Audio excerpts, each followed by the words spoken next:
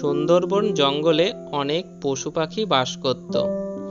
একবার এক চড়ুই পাখি আর কাকের মধ্যে বন্ধুত্ব হয়।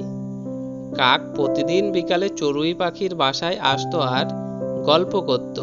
কি বন্ধু, কেমন আছো? আমি ভালো আছি, আর তুমি কেমন আছো?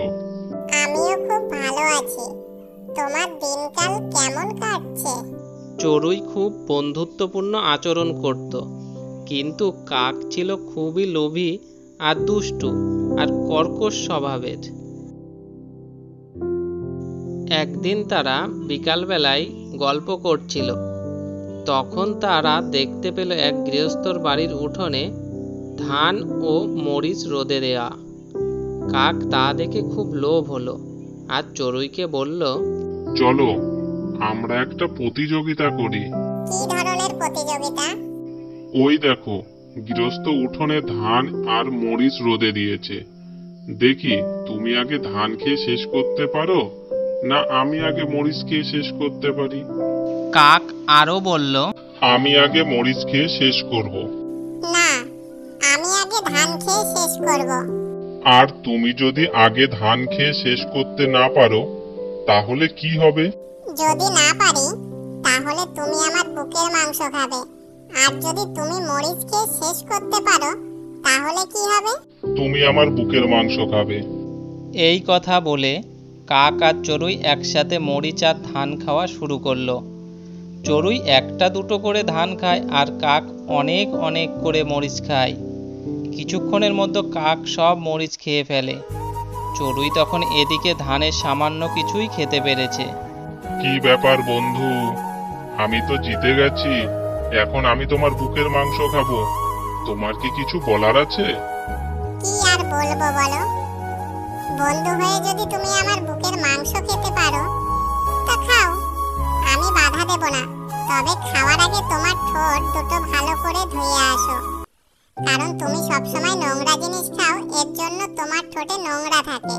কাক চড়ুইয়ের এ কথা শুনে খুব রেগে গেল আর বলল, ঠিক আছে, আমি ঠোঁট দুটো ধুয়ে এখনই আসছি।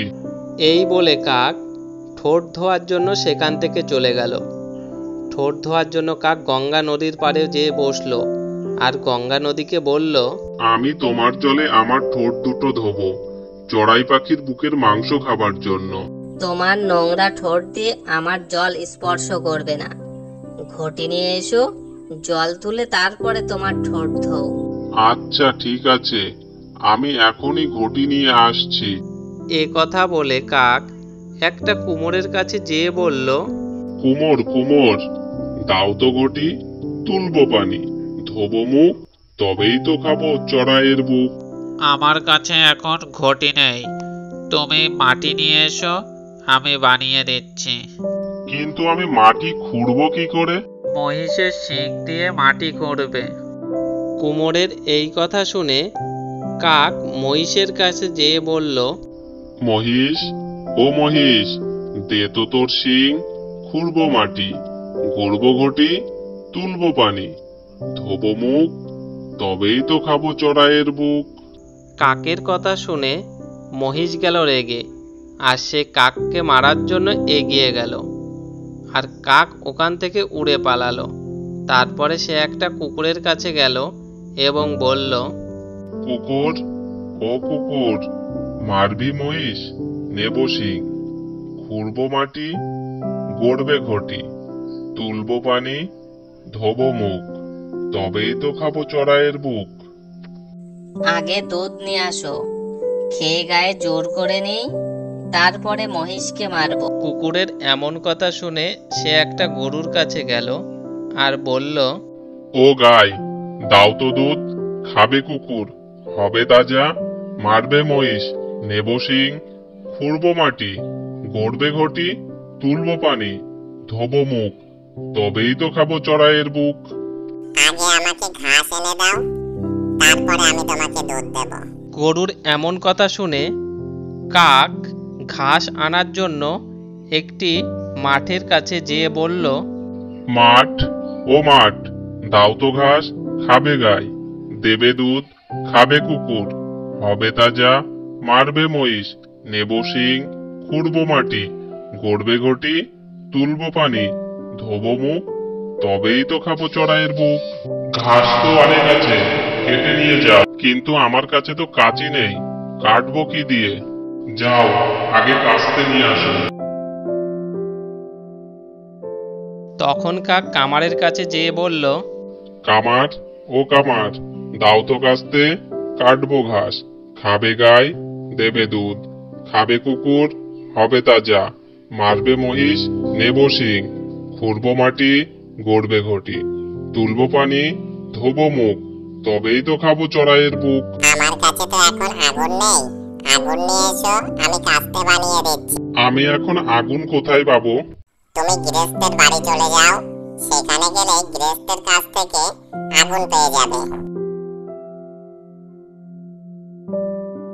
কাক তখন গৃহস্থের বাড়ি আসলো এবং এসে গৃহস্থকে বলল, গৃহস্থ, দাও তো আগুন, গড়বে কাস্তে, কাটবো ঘাস, খাবে গাই, দেবে দুধ, খাবে কুকুর, হবে তাজা, মারবে মহিষ, নেবো শিং, খুঁড়বো মাটি, গড়বে ঘটি, তুলবো পানি, ধোবো মুখ, তবেই তো খাবো চড়াইয়ের বুক। তখন গৃহস্থ বাড়ির থেকে একটি জ্বলন্ত আগুন নিয়ে আসলো আর বলল, তুমি কিসে করে নেবে এই আগুন? তোমার কাছে তো কোনো থলে নেই। বোকা কাক তখন তার পাখা দুটো মেলিয়ে দিল আর বলল, এই আমার পাখার উপরে আগুন ঢেলে দাও। গৃহস্থ তখন কাকের কথা অনুযায়ী আগুন কাকের পাখার উপর দিল।